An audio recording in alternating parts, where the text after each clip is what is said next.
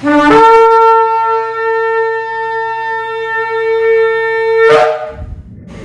Shalom, está la congregación 20 finales de la carretera número 12 en el sector Candelaria en Arecibo. Esta que le habla es la Roa y la doctora Maritza Rivera. Otra parashá más en este día, la parashá número 11, que venimos, ¿verdad?, estudiando las parashá y nos hemos dado de cuenta sobre la vida de Yosef, todo lo que ha estado pasando. Y esta parashá es la parashá Vayigash. Vayigash, lo cual significa y se acercó. ¿Dónde lo encontramos? Comenzamos en Bereshit, Génesis, capítulo 44, 18 al capítulo 47, versículo 27. Hacemos una introducción de lo que hay escrito en esos capítulos y dice que Yehudá se acercó. Yehudá era el hermano de Yosef. Se acercó Yosef para pedir por la liberación de Benjamín. Benjamín era el hermano de Yosef, de Rachel y de Jacob, y era el hermano pequeño. Entonces, ofreciéndose a sí mismo como esclavo al líder de egipcio en lugar de su hermano. Luego de presenciar la lealtad de sus hermanos uno a los otros, Yosef revela su identidad diciendo: yo soy Yosef, mi padre aún está vivo. Los hermanos son invadidos por la vergüenza y el remordimiento, pero Yosef los reconforta. No fueron ustedes los que me enviaron aquí, les dijo, sino que fue ¿quién? Yahweh Sebaot. Entonces todo fue ordenado desde el cielo para salvarnos y toda la región de la hambruna. Los hermanos se apresuraron a volver a Canaán con la noticia. Jacob viaja a Egipto con sus hijos y su familia, 70 almas en total, en otros lados dice 60, dice 70, y es reunido con su amado hijo luego de 22 años.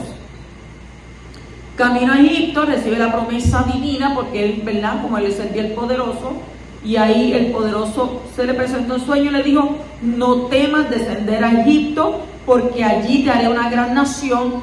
Yo descenderé contigo a Egipto con seguridad y yo te sacaré de allí. Entonces Yosef reúne toda la riqueza de Egipto, vendiendo comida y semillas durante los años de hambruna, y el faraón le da a la familia de Jacob la fértil tierra de Goshen para establecerse, y los hijos de Israel prosperan en el exilio de Egipto. Eso es lo que habla en esta parashá, la parashá número 11, Vayigash. Entramos en el capítulo 44 y versículo 18, donde dice: se acercó a él Yehudá y dijo. De acuerdo con la opinión de nuestros sabios, la intención de Yehudá con este discurso es poner en evidencia las falsas acusaciones que Yosef ha armado contra él y sus hermanos. Sin embargo, de acuerdo al sentido literal del texto, la intención ha sido despertar la misericordia de Yosef, ofreciéndose Yehudá como esclavo para que Benjamín quede libre, vuelva a su padre y no muera de pena y de tristeza. ¿Y es para qué? Para convencer a Yosef de la veracidad de sus argumentos, que Yehudá le relata minuciosamente detalles acerca de la familia. Y Yehudá cuenta con la benevolencia del gobernador de la tierra, que ya había dicho: a Elohim yo venero. Y por lo tanto no podía endurecer su corazón ante la pena de un anciano ausente y en tierra lejana. Y Yehudá se acerca e inicia una conversación privada, casi íntima, con Yosef. Pero Yehudá, valientemente y con respeto a la jerarquía, porque acuérdense que él era el segundo en mando, habla al corazón del hombre. El núcleo del discurso de Yehudá se basó en dos argumentos. Número uno, siendo consecuente con sus actitudes anteriores para con los hermanos, Yosef no puede detener a Benjamín. Y número dos, Yehudá no puede volver hacia su padre sin Benjamín, que era el hijo menor. Entonces, el estilo y las palabras empleadas por Yehudá salen ¿de dónde? Salen del corazón y llegan al corazón.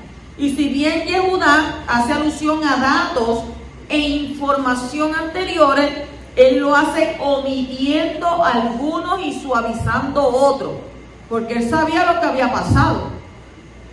Lo que pasa es que él entendía que José era egipcio, no sabe que es su hermano.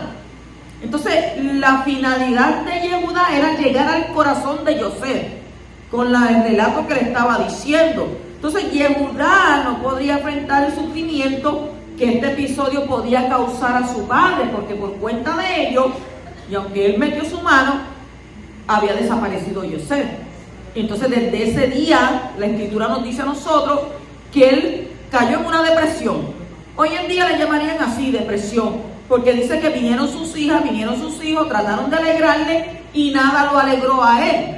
Acuérdese que ese era el hijo de la mujer que él amaba, porque ya él venía de unos engaños. Entonces él le engañó, pero verdad, justicia divina, causa y efecto le llegó. Así que usted piensa en las cosas antes de hacerlas.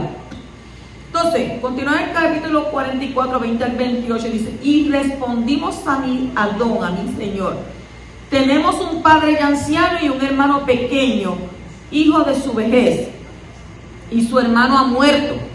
¿Ven? Están mintiendo. Ellos están mintiendo porque ellos lo habían vendido. ¿Cómo podían decir que estaba muerto?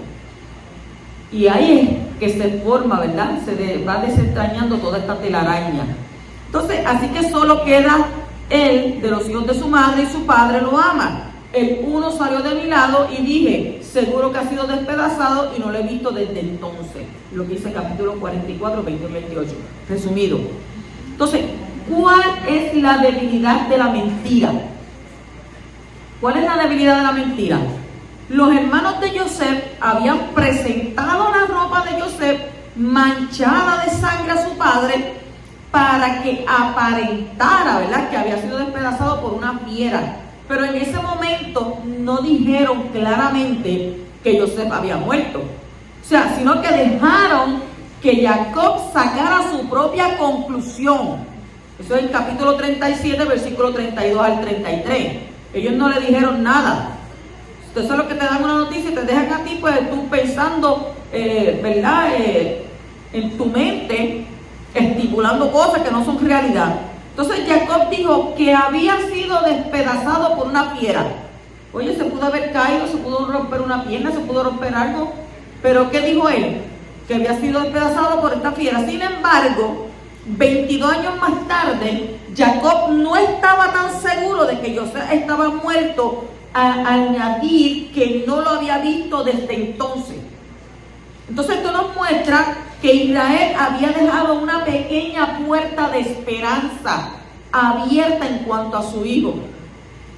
Las promesas que había recibido del poderoso y los sueños que José había tenido y que Israel había guardado en su corazón habían creado esa pequeña chispa de luz en su alma dolida, porque él tenía que analizar y pensar en todos esos sueños que el poderoso le había dado.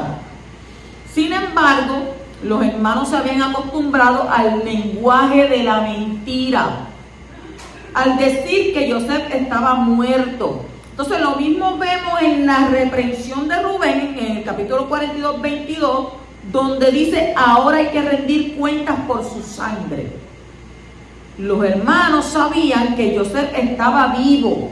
¿Por qué ellos sabían que estaba vivo? Cuando lo vendieron como esclavo, pero escogieron la mentira y se acostumbraron a ella. Entonces, cuando uno repite una mentira muchas veces, al final la mente se acostumbra con ella. Y muchas veces la misma mente opta por creer en la mentira, y aún sabiendo que es mentira porque quiere que sea así. Pero hay una debilidad grandísima de la mentira. ¿Usted sabía eso? La mentira tiene una debilidad. ¿Y cuál es la debilidad? La realidad misma. Entonces aquí tenemos un hombre que es Yehudá, junto con sus hermanos, que todos habían elegido creer en la mentira, suprimir la verdad, hablando de José como muerto, y lo estaban haciendo en la misma cara del muerto. ¿Tú no has analizado eso? Estaba él diciéndole: mi hermano está muerto, cuando estás hablando frente a la cara del muerto. Entonces la realidad tenía mucha más fuerza que la mentira que había invadido las mentes de los hermanos. Y esa mentira no tenía ningún poder ante la realidad. Entonces, ¿cuál es la debilidad de la mentira? La realidad. Entonces, solo hacía falta que Yosef se diera a conocer, hablándole en hebreo fluido de los asuntos familiares íntimos, para que la mentira que había sido creída durante tantos años cayera a tierra y muriera de una vez por todas. Entonces, lo mismo pasará con muchas mentiras creídas en el mundo. La mentira del ateísmo va a caer cuando el Todopoderoso se manifieste. La mentira de la evolución va a caer. La mentira del socialismo, del comunismo va a caer. La mentira de un nuevo Israel caerá. La mentira del Islam caerá. La mentira de Palestina caerá. Y la mentira de la ocupación israelí caerá. Y la mentira del nuevo orden mundial también va a caer. ¿Por qué? Porque lo más esplendoroso de todo será cuando caiga la mentira que se ha creído en el pueblo judío de que Yahshua está muerto, cuando el Mashiach resucitado se manifiesta en esplendor como el hermano y salvador de los Yahudí. Ese día se está acercando. Entonces, que el poderoso nos ayude a no creer en las mentiras que se están creyendo en el mundo. Porque nos quieren ¿qué? Nos quieren hacer creer una mentira cuando verdaderamente delante de nosotros tenemos la Torá, tenemos la verdad, la Torá en él. Y entonces, cuando usted cree las mentiras de los demás, usted termina creyéndolas. Pero dice que la Escritura viene para abrirnos ¿qué? Nuestro entendimiento, nuestro corazón, para abrirnos nuestros ojos, para dejarnos saber. Por eso dice: no creas a la mentira. En mentira heredamos de nuestros padres. Tienen que celebrar esto, tienen que celebrar aquello, tienen que guardar el domingo. Le cambiaron el nombre a Yahshua. Y tantas mentiras que hemos recibido. Entonces, al final, cuando usted trata de sacar a una persona de la mentira, se le hace bien difícil. Te dice a ti que tú estás loco, tú eres loco, que me vas a venir tú a decirme eso a mí. Claro que no. Y tú me vas a decir a mí que por tantos años yo he leído esto, yo he creído en esto, y tú ahora me quieres venir a cambiar y a sacarme a mí de lo que yo he creído. Claro, pues si viviste una vida de mentira, ¿cómo no voy a querer que salgas? Entonces, continuamos en el capítulo 44-32, dice: porque yo, tu siervo, me hice responsable del muchacho con mi padre, diciendo: si no te lo traigo, que lleve yo la culpa delante de mi padre para siempre. ¿Qué pasa aquí? Yehudá se puso como fiador. En hebreo se llama Arab, A-R-A-V, Arab. Y esto significa que estaba dispuesto a sufrir en lugar del hermano. Entonces, otra vez vemos como Yehudá, como ancestro del Mashiach, de una manera profética, expresa con su actitud lo que el Mashiach iba a hacer en su primera venida. Estaba dispuesto a llevar la culpa para siempre para salvar a su hermano. Entonces, el Mashiach se ha hecho responsable de los hombres y él todavía lleva en su cuerpo las marcas de las consecuencias del pecado de la humanidad, como está escrito en Yohanan capítulo 20, versículos 25 al 28. En el capítulo 44-33 dice: ahora pues, te ruego que quede tu siervo como esclavo de mi Adón, en lugar del muchacho, y que el muchacho suba con sus hermanos. ¿Había un cambio en Yehudá? Hubo un cambio cuando a Yahshua conocí. Claro que hubo un cambio. Él no quiso ser partícipe de todo lo que los hermanos estaban haciendo, ¿verdad? ¿O sí? Entonces, ser fiador implica llevar la responsabilidad hasta la última consecuencia. Aquellos que a veces dicen: pues yo voy lo fío. Usted, antes de fiar a una persona, que hasta la misma Torá te dice: no te pongas como fiador, lo dice la Torá. ¿Por qué? Porque uno que se pone fiador tiene que ser responsable de esa persona hasta la última consecuencia. Si usted va de fiador de una persona y la persona viene y se va para Estados Unidos, usted es el que tiene que pagar, porque por usted fue que lo soltaron. Entonces, Yehudá fue fiel a su promesa, la que le hizo a su padre.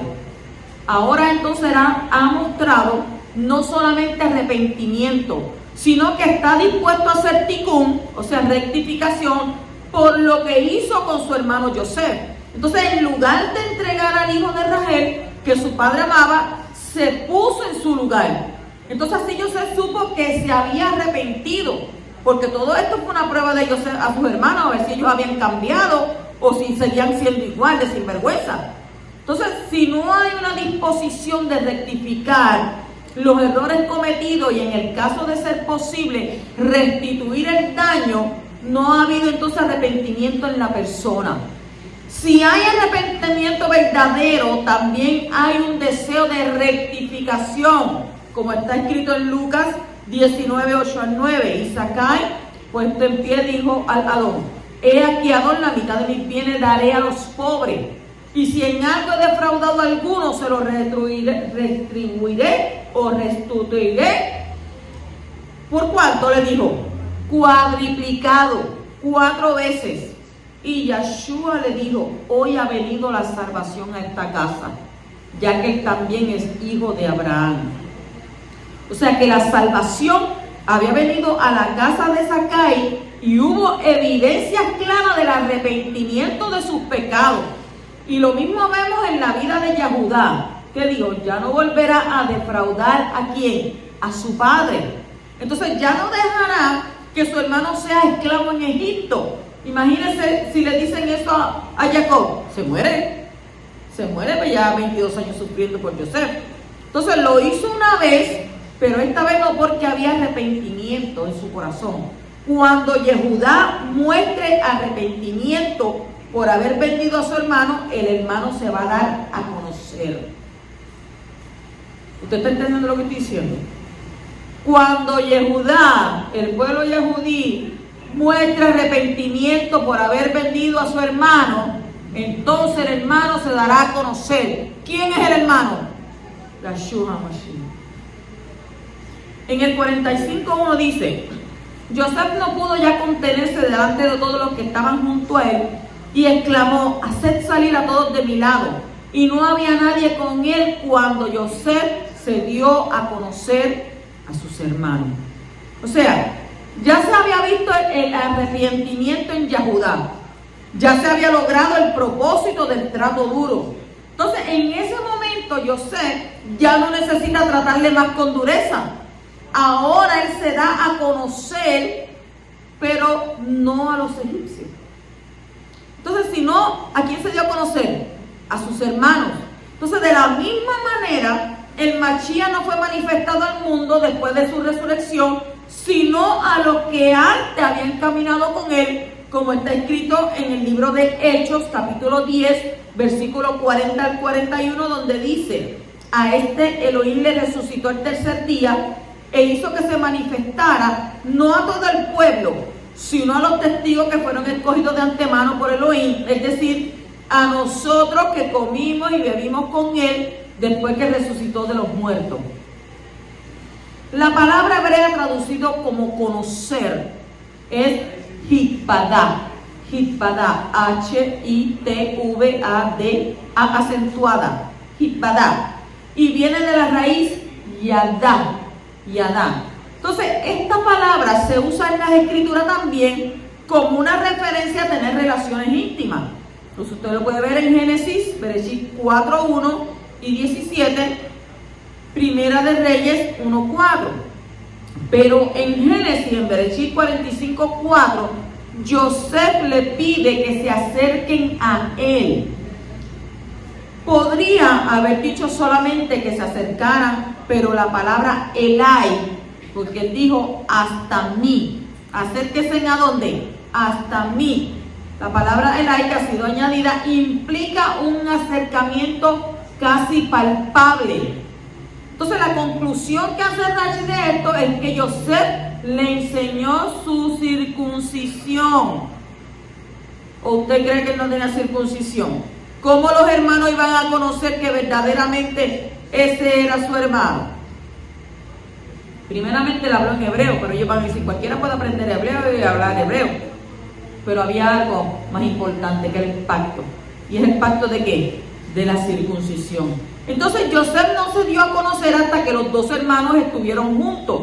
Entonces esto alude a que el Mashiach no se va a dar a conocer en los últimos tiempos hasta que las 12 tribus estén ¿qué? Involucradas. Y también aprendemos de esto que tiene que haber unidad entre hermanos para poder tener la revelación plena del hijo de Yosef, como está escrito en Efesios capítulo 3, versículo 17 y versículo 19, hasta el 19.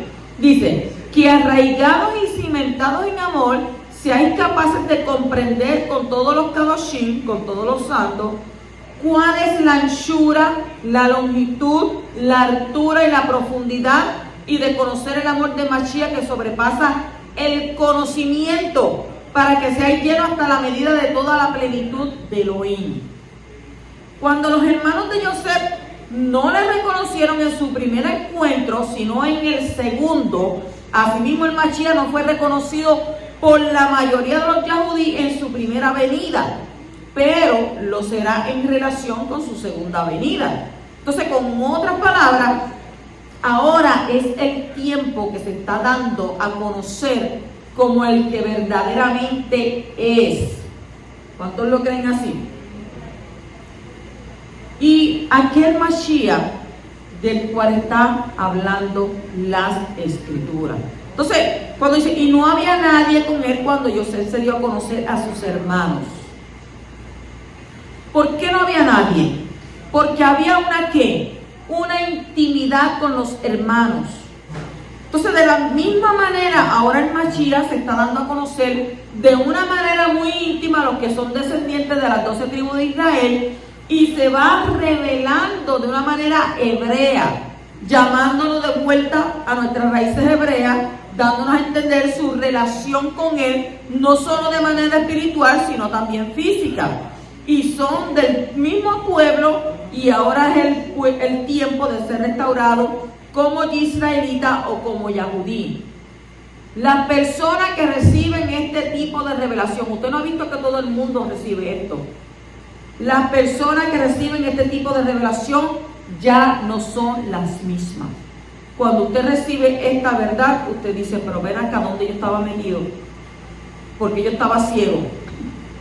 La Torah dice que nosotros vemos, pero vemos oscuramente, a través de un espejo, oscuramente.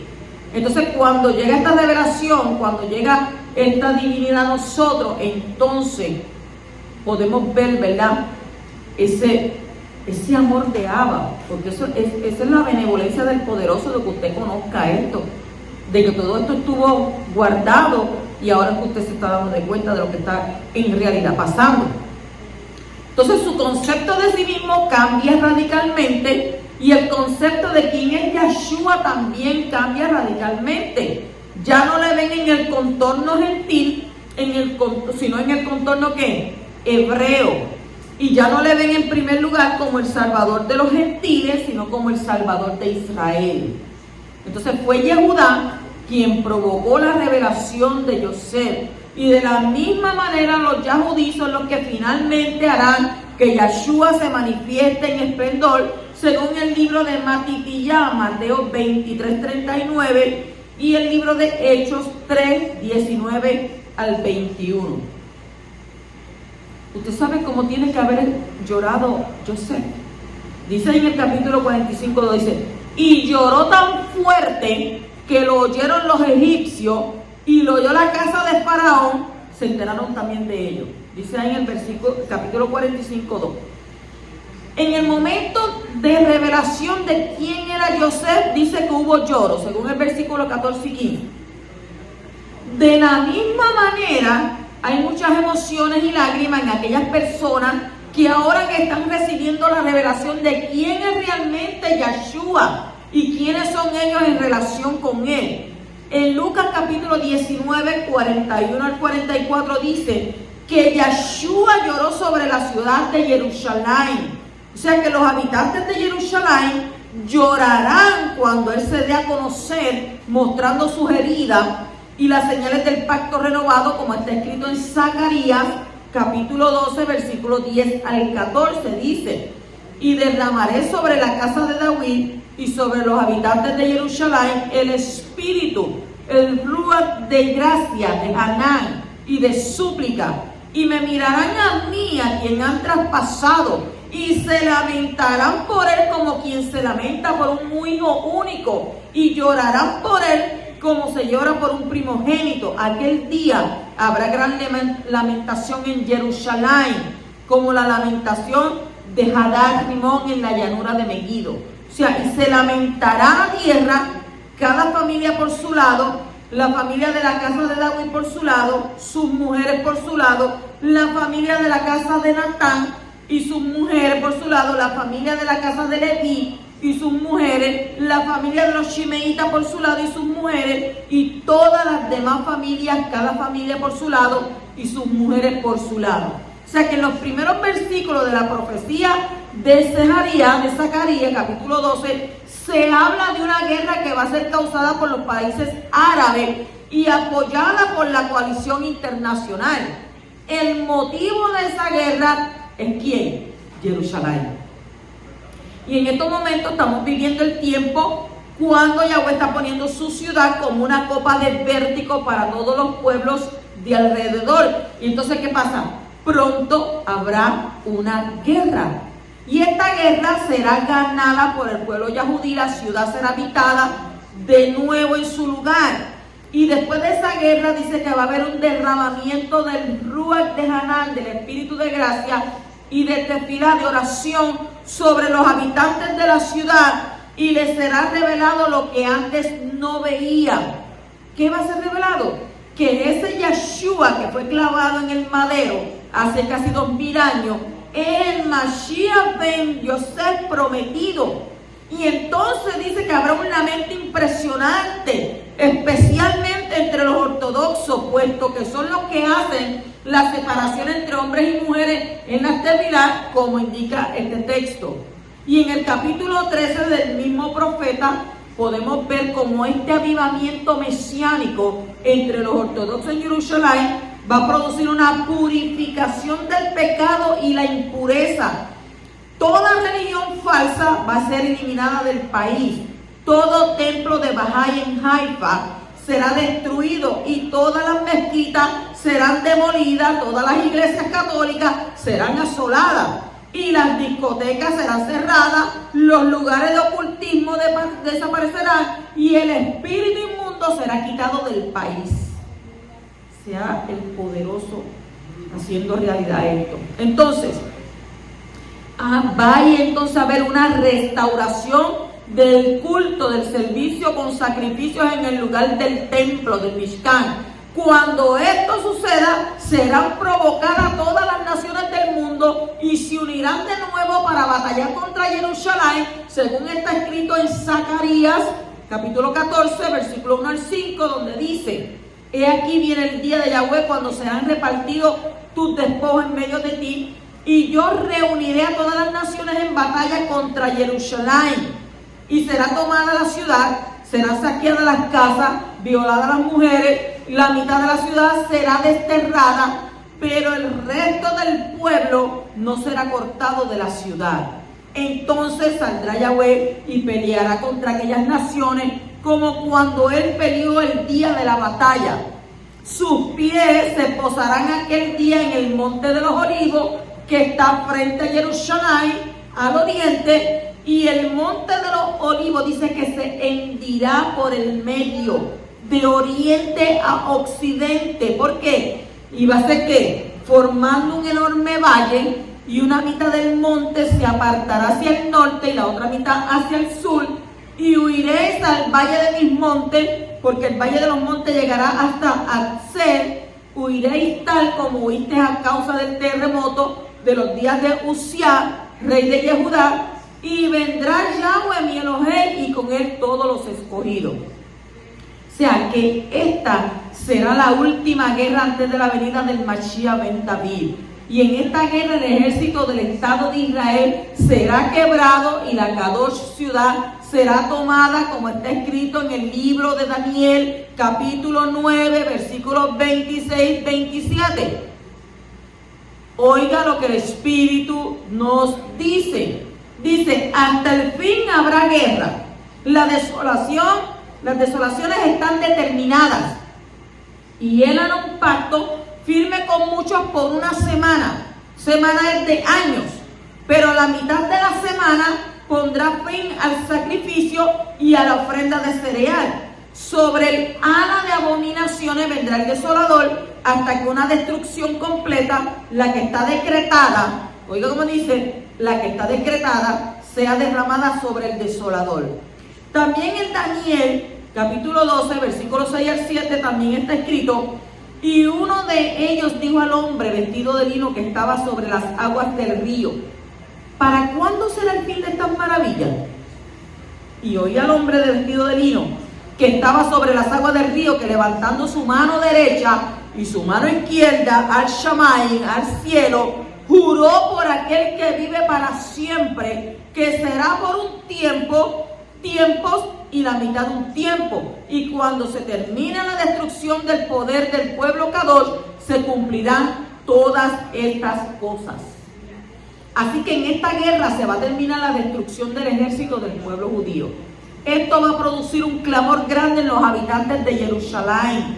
Van a gritar pidiéndole al Creador que envíe el Mashiach. Oiga, ya lo están haciendo. Ya los muchos rabinos que yo los escucho, ya ellos están diciendo que venga el Mashiach ya. Entonces van a decir con todo su corazón y con toda su fuerza: Baruch haba Beshem Yahweh. Y entonces vendrá el Mashiach de nuevo para poner sus pies en el monte de los olivos y matar con la espada de su boca a todos los ejércitos del mundo, liderados por el anti-Mashiach, como está escrito en Isaías 11:4. Dice: sino que juzgará al pobre con justicia, fallará con equidad por los afligidos de la tierra, herirá la tierra con la vara de su boca, y con el soplo de sus labios matará al impío. También está escrito en Revelación, Apocalipsis, Galul, capítulo 19, versículo 15: de su boca sale una espada afilada para herir con ella las naciones y las regirá con vara de hierro. Y él pisa el lagar del vino del furor de la ira del Shaddai. Segunda de Tesalonicenses 2:8 también lo dice, porque así algunos dicen: no, porque es que esas cosas lo dicen más que allá. No, acá también, en el Brit Hadasha. Y entonces será revelado ese inicuo a quien el Adón matará con el espíritu de su boca y destruirá con el resplandor de su venida. Entonces, estamos esperando que eso acontezca. Entonces, cuando dice: lo oyeron los egipcios y la casa del faraón se enteró de ello, ¿usted piensa que él no gritó con toda su fuerza y con todo su corazón? Los egipcios, que simbolizan todos los gentiles, se van a dar cuenta de la revelación del Mashiach de Israel y su gran lloro por sus hermanos Yahudí.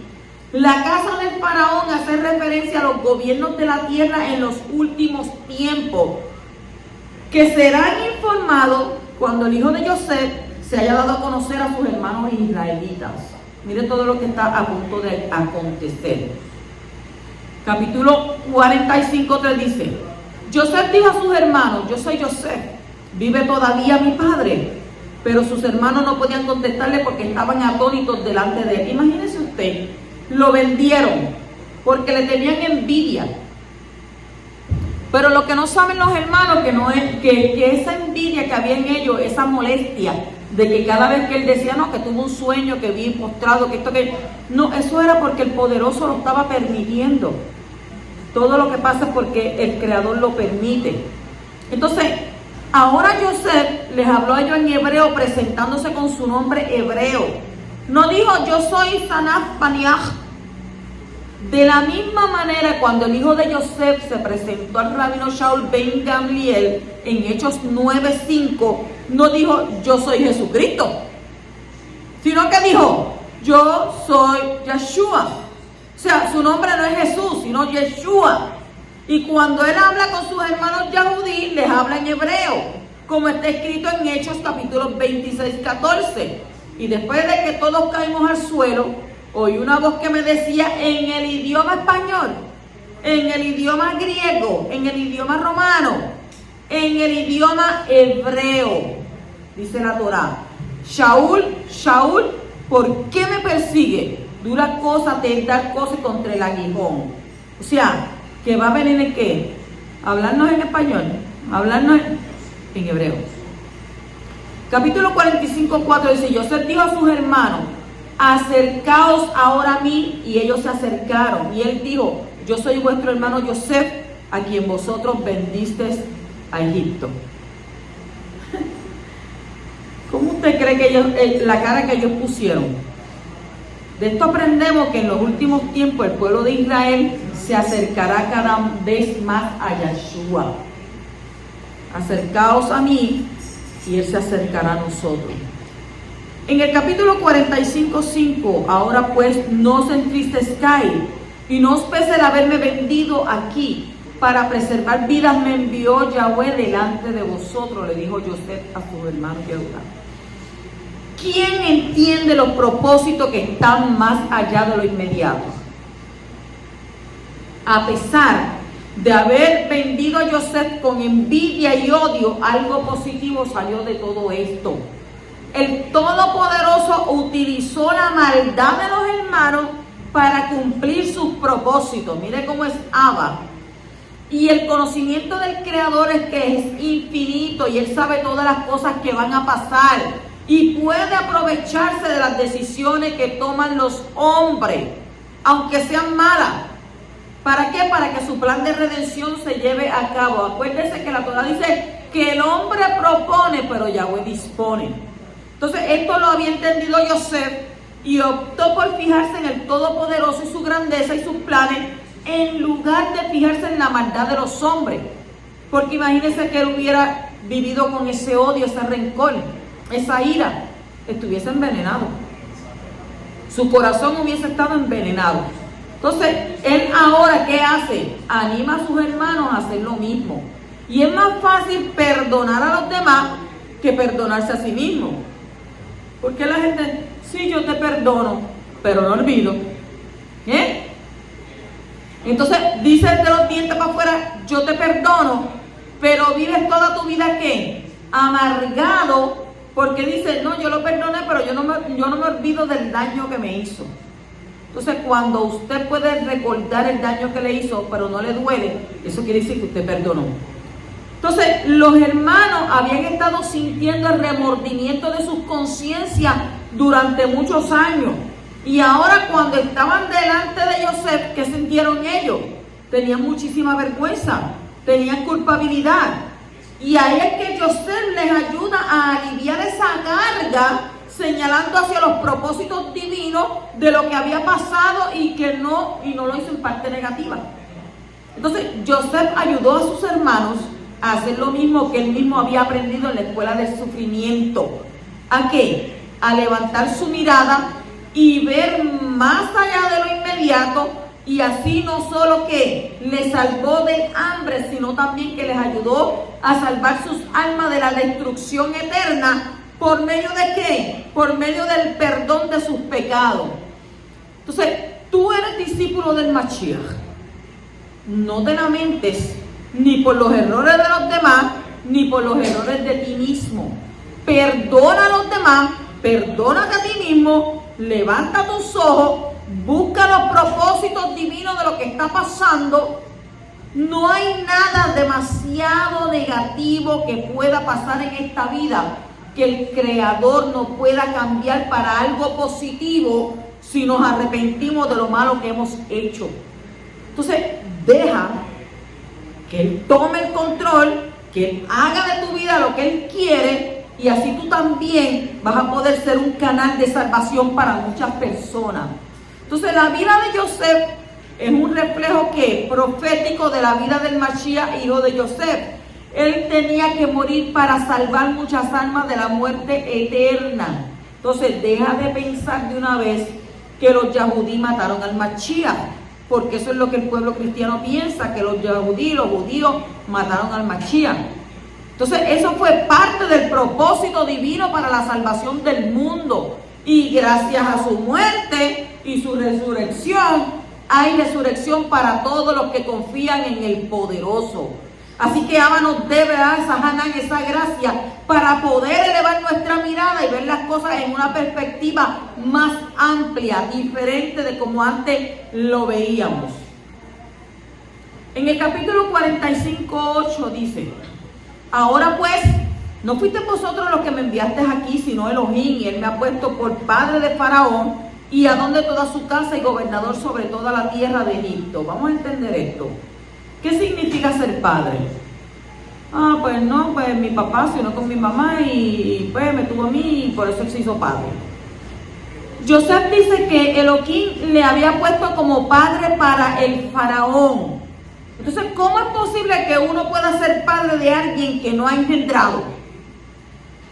La respuesta está en el significado del término hebreo que se tradujo como padre. La palabra hebrea ab. Ab es ¿qué? Padre. Pero esta palabra tiene varios significados diferentes. Según Rashi, no solamente significa padre, sino también consejero, amigo y patrón.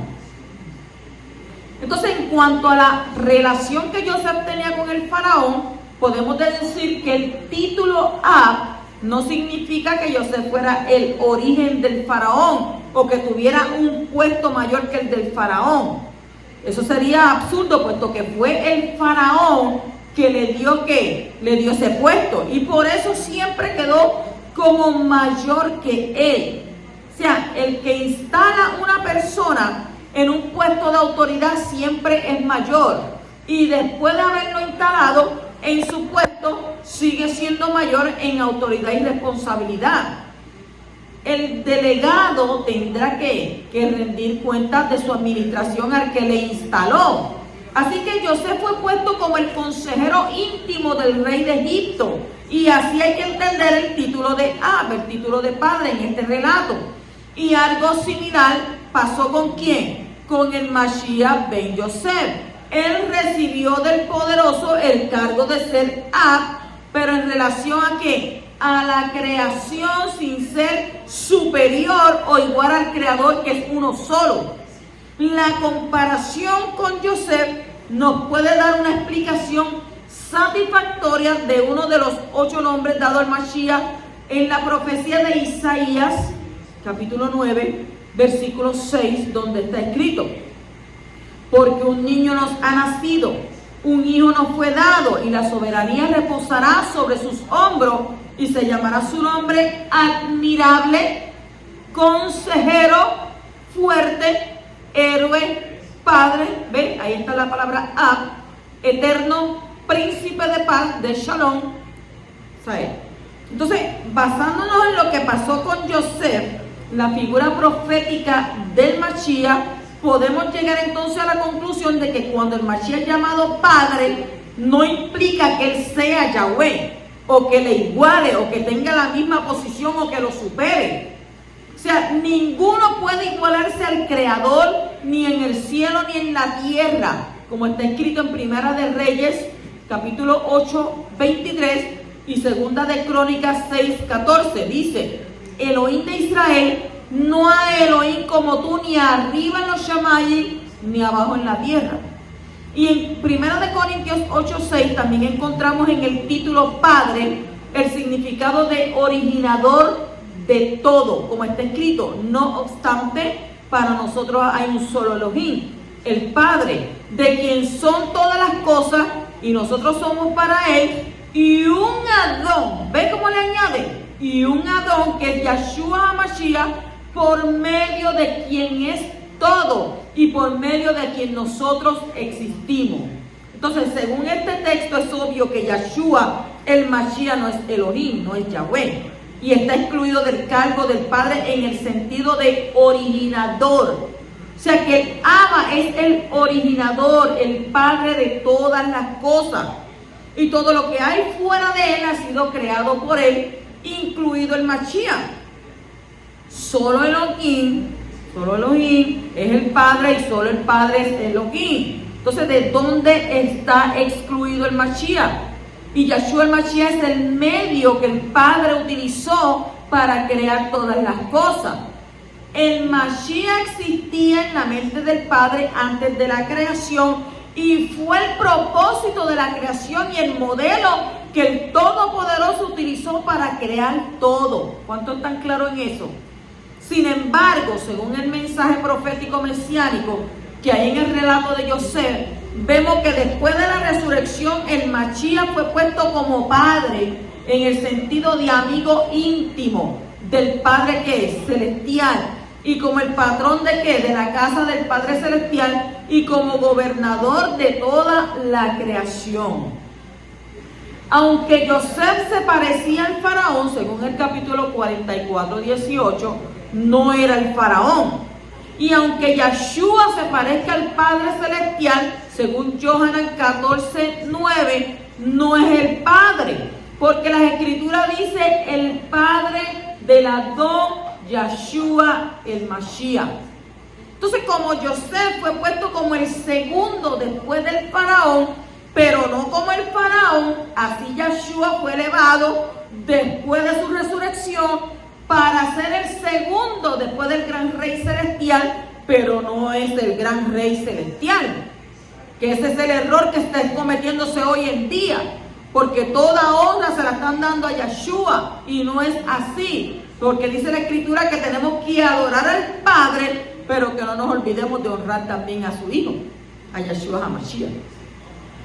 Así que el Creador nos ayuda a no poner al encargado en el lugar del jefe. ¿Ven? Continúa el capítulo 45, 9, dice: daos prisa y subid a donde mi padre y decirle, así dice tu hijo Yosef. Me gusta eso cuando dice, así dice tu hijo Yosef, Elohim me ha hecho Adón de todo Egipto, ven a mí, no te demores. O sea que las cosas sucederán rápidamente en los últimos tiempos. Cuando dice subir a donde mi padre, esto alude al arrebatamiento por medio del cual todos los que son del Mashiach subirán a la tierra de Israel desde los 4 ángulos de la tierra, como está escrito en donde, Isaías 11:12, alzará un estandarte entre las naciones, reunirá a los desterrados de Israel y juntará a los dispersos de Yehudá. ¿De dónde? De los 4 confines de la tierra. Présteme su atención. En Matitiyá, Mateo 24, 29 al 31 está escrito: pero inmediatamente después de la tribulación de esos días, el que tenga oídos para oír, que oiga. El sol se oscurecerá, la luna no dará su luz, las estrellas caerán del Shamayim y las potencias de los cielos serán sacudidas.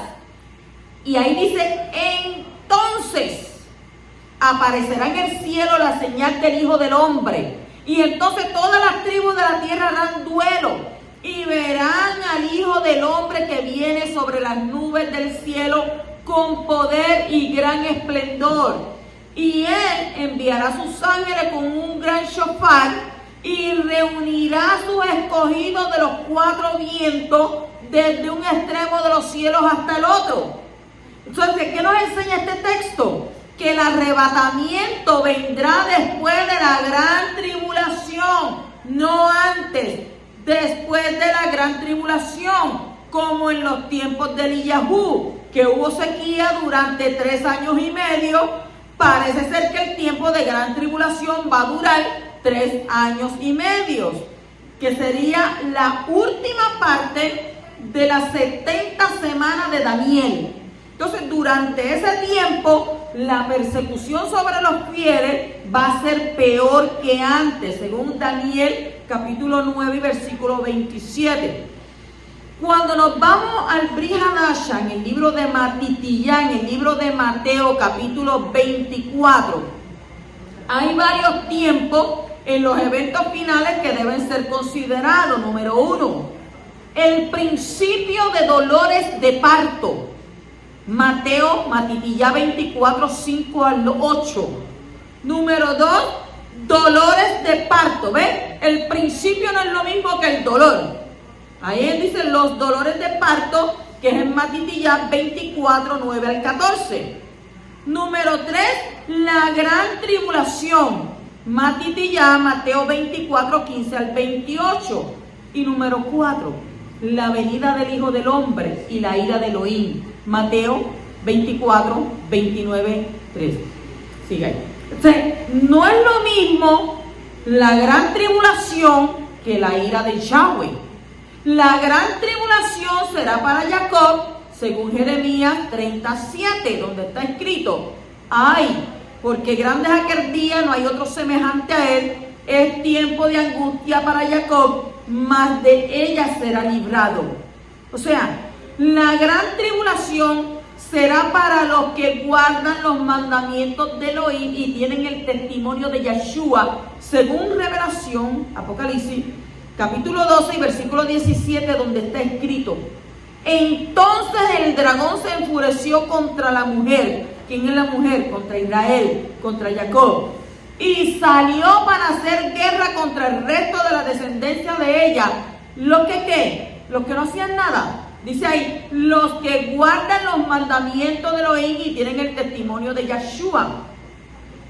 La gran tribulación es causada por un sistema mundial maligno dirigido por el hombre de pecado, que es el antimachía, según dice en segunda de Tesalonicenses, capítulo 2, versículo 3 al 4, que está escrito ahí: que nadie os engañe en ninguna manera, porque el día del poderoso no vendrá sin que primero venga la apostasía y se ha revelado el hombre de pecado, el hijo de perdición, el cual se opone y se exalta sobre todo lo que se llama Elohim o es objeto de culto, de manera que se sienta en el templo, en el Mishkan de Yahweh, presentándose como si él fuera Elohim. Entonces, la gran tribulación es iniciada en el momento cuando la abominación desoladora se ha levantado en el templo de Jerusalén, como está escrito en Daniel, capítulo 9, versículo 27, capítulo 11, versículo 31 y el 12, 11. Dice: y él hará un pacto firme con muchos por una semana, pero a la mitad de la semana pondrá fin al sacrificio y a la ofrenda de cereal. Sobre la ara de abominaciones vendrá el desolador, hasta que una destrucción completa, la que está decretada, sea derramada sobre el desolador. Y de su parte se levantarán tropas, profanarán el santuario de la fortaleza, abolirán el sacrificio perpetuo y establecerán la abominación de la desolación. Y desde el tiempo en que el sacrificio perpetuo sea abolido y puesta la abominación de la desolación, dice que habrá 1290 días, dice la Torá. Entonces, si nos vamos al Brit Hadasha en Mateo, capítulo 24, 15, nos dice: por tanto, cuando veáis la abominación de la desolación de que se habló por medio del profeta Daniel, colocada en el lugar Kadosh, el que lee, que entienda. Entonces, ¿qué vemos aquí? Aquí vemos que el Mashiach está enseñando a los que creen en él, a sus discípulos, y ellos verán la abominación desoladora colocada en el lugar Kadosh. Entonces, no hay división en las escrituras entre la congregación que se tradujo como iglesia y los judíos que creen en Yeshua. O sea que la congregación se compone, miren lo que le voy a decir, en primer lugar de Yahudí, porque en el Brit Hadasha dice primeramente al judío. Primeramente al judío. Pues entonces la congregación se compone en primer lugar de judíos y también de gentiles regenerados en su espíritu mediante la unión con la muerte y resurrección del Mashiach. Entonces solo hay una congregación de Yahweh y el Mashiach, y esa congregación es la parte espiritual más elevada de Israel, no un pueblo separado. O sea, es decir, no hay división entre Israel y la verdadera Kahal, la verdadera iglesia, para que me entiendan los que siempre dicen iglesia, porque es eclesia. ¿Eso es en qué? Griego. Entonces los judíos que creen que son parte de Israel y parte de la congregación, también los gentiles que creen que son parte de la congregación y parte de Israel, tanto judíos como gentiles que son parte de la congregación, pasarán la gran tribulación. La idea que los gentiles que creen en el Mashiach serán arrebatados al cielo para ser liberados de la gran tribulación y los judíos dejados para pasar la gran tribulación está basada en una teología de reemplazo y de antijudaísmo. Según Mateo, Matitillá 24, 21, 22, el momento del levantamiento de la abominación, de la desolación, es el inicio de la gran tribulación, como está escrito ahí, porque habrá entonces una gran tribulación, tal como no ha acontecido desde el principio del mundo hasta ahora, ni acontecerá jamás. Y si aquellos días no fueren acortados, nadie se salvaría. Pero por causa de los escogidos, ve que siempre hay un pero por causa de los escogidos, aquellos días serán acortados. Acuéstese para que usted vea que cuando abre los ojos ya amaneció. Entonces, según la enseñanza de nuestro maestro, los escogidos pasarán la gran tribulación. Aquellos que no saben si pasaré por la tribulación, no yo te lo estoy explicando claramente. Y no es de piqué, estoy claramente explicándote lo que estamos hablando aquí. Entonces, estos días tienen que ser ¿qué? Acortados. ¿Para qué? Para que entonces nosotros podamos ¿qué? Ser salvos. Entonces, los escogidos pasarán por la gran tribulación. No habrá ninguna venida escondida, secreta del Mashiach, como está escrito en Mateo 24, 27. Porque así como el relámpago sale del oriente y resplandece hasta el occidente, así será la venida del Hijo del Hombre. Y eso lo dice la Escritura y ella no puede mentir. Entonces es tiempo de ira.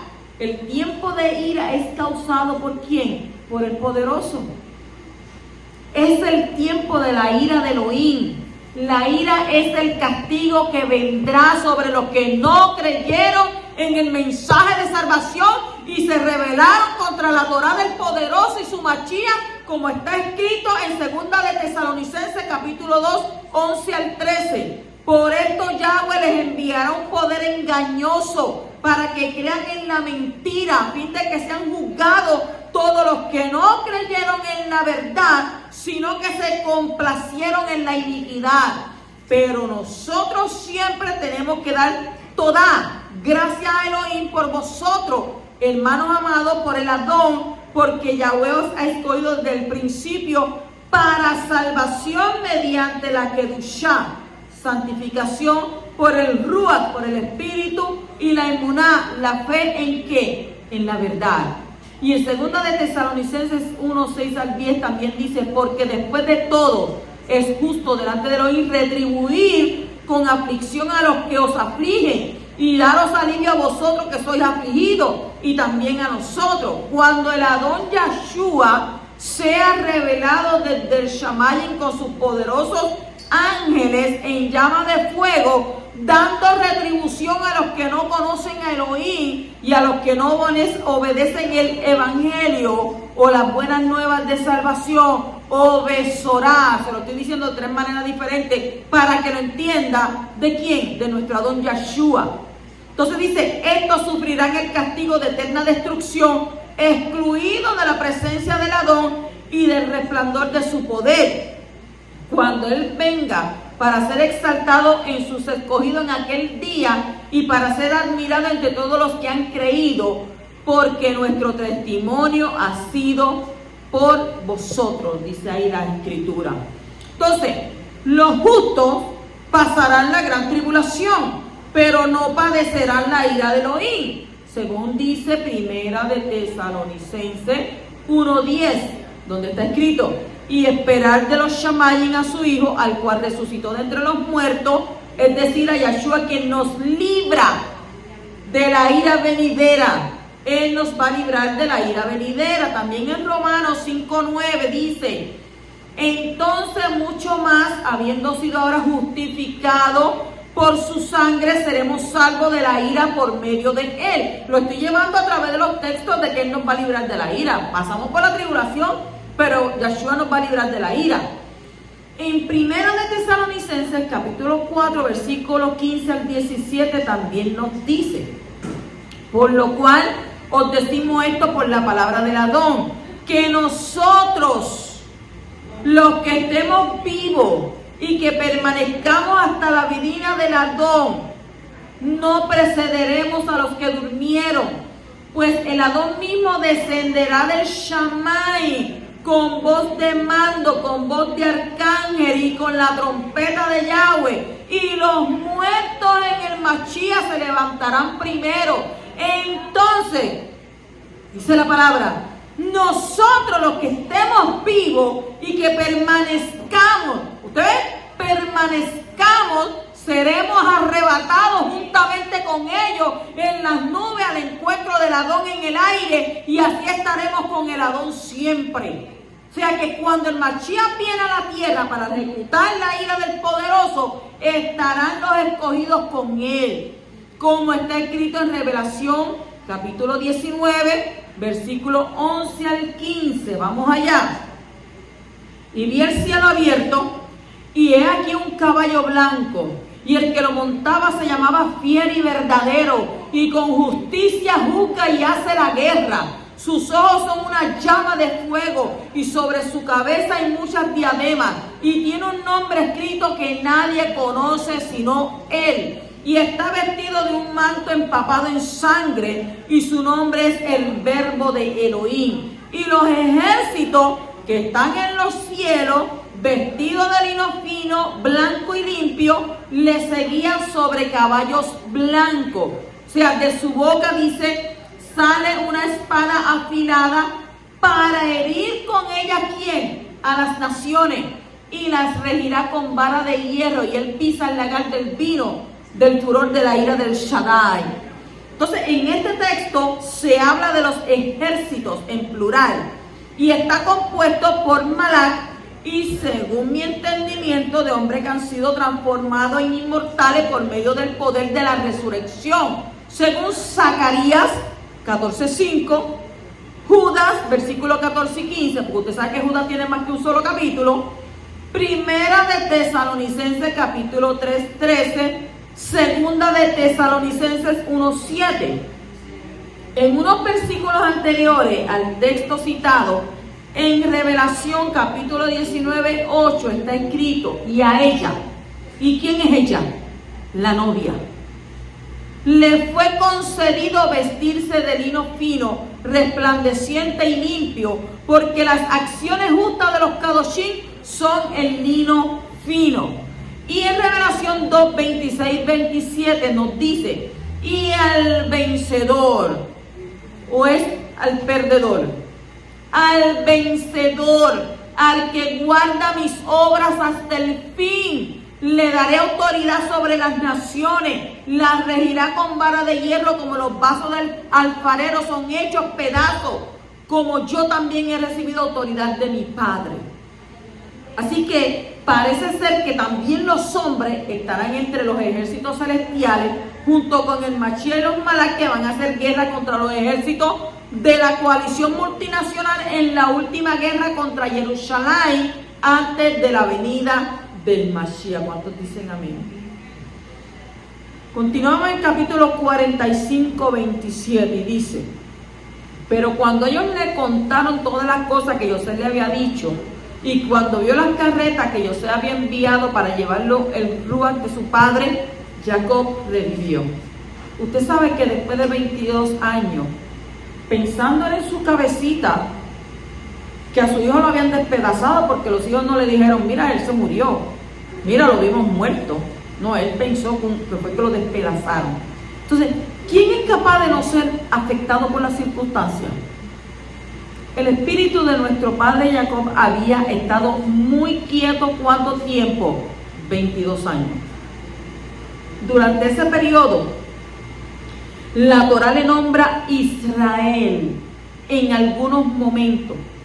Usted lo puede ver en el capítulo 45, versículo 5, capítulo 43, versículos 6, 8, 11, y en el capítulo 45, 21. ¿Qué nos da eso a entender? Nos da a entender que su espíritu no estaba totalmente muerto. ni que el espíritu de la cadushá de santidad se había apartado de él totalmente. Sin embargo, cuando oyó la noticia de que José estaba vivo, ¿qué dice? De repente pudo entender todo lo que le había pasado y el propósito divino detrás de los acontecimientos que parecían tan negativos, y su espíritu dice que recobró nueva fuerza y revivió, y el espíritu de profecía volvió a operar en él. Entonces la pregunta surge: si nuestro padre Jacob no hubiera podido vivir en el espíritu durante los 22 años, a pesar de lo negativo de la muerte prematura de Rachel y la desaparición de José, ¿no tenía él suficientes promesas y provisiones espirituales del cielo para poder vivir por encima de las circunstancias negativas? Ciertamente que sí. Si hubiera hecho más caso a la revelación divina y si hubiera confiado en la bondad y el poder del poderoso, hubiera honrado su alma y a su familia 22 años de amargura. La Torá dice que Jacob rehusó ser consolado. Eso lo dice en el capítulo 37, versículo 35. Entonces, esto nos enseña que él optó por ser afectado negativamente de lo que le sucedía y dejó lugar a ¿qué? A la amargura en su alma. ¿Qué hubiera pasado si él hubiera logrado tener el ánimo levantado durante esos 22 años en lugar de rehusar ser consolado? ¿Qué diferencia hubiera habido? Bueno, en cuanto a lo que pasó con José, no hubiera habido ninguna diferencia porque ya él estaba destinado, predestinado a pasar por eso. Entonces, el plan del poderoso estaba ¿qué? En acción y tenía que ser cumplido, fuera como fuera. Entonces, así que las cosas hubieran pasado exactamente igual con José, independientemente del ánimo o de la fe de su padre Jacob, con el fin de que de los hijos de Israel que fueran a Egipto. Entonces, si Jacob hubiera hablado positivamente, no dejando lugar a la amargura y no hablando acusaciones a sus hijos, afligiéndolo, según el capítulo 42:1 y 42:36, hubiera sido salvado por José de todas maneras. Así que al enfrentar las cosas negativas con confianza y el enfrentar las cosas negativas con lamento, hubiera dado el mismo resultado final. Entonces, ¿cuál sería la diferencia si de todos modos sería salvo? La diferencia hubiera sido 22 años de alegría y felicidad, llenos de esperanza y alabanzas a pesar del dolor, en lugar de 22 años de pena y tristeza, llenos de desesperación y lamento por causa del dolor. O sea, por haber elegido lo negativo, nuestro padre Jacob dejó que 22 años de su vida fueran oscuros en lugar de claros. Yahweh, de todas formas, cumplió su plan, su promesa, porque ya eso estaba por el poderoso ya predestinado para eso. Bendito sea su Kadosh nombre. Entonces, que Yahweh nos dé Haná, nos dé gracia para confiar en medio de las penas, sabiendo que para los que aman al Todopoderoso, todas las cosas ayudan a bien para que sus propósitos se cumplan en nuestra vida, según el libro de Romanos 8:28. Así que no importa la situación negativa, no importa el dolor. Por eso usted me ve a mí, perdí a mi hijo, perdí a mi esposo, pero yo sigo gozoso adorando a mi Padre Celestial, porque todo obra para bien, dice la palabra. Así que estemos siempre gozosos. Shabbat Shalom.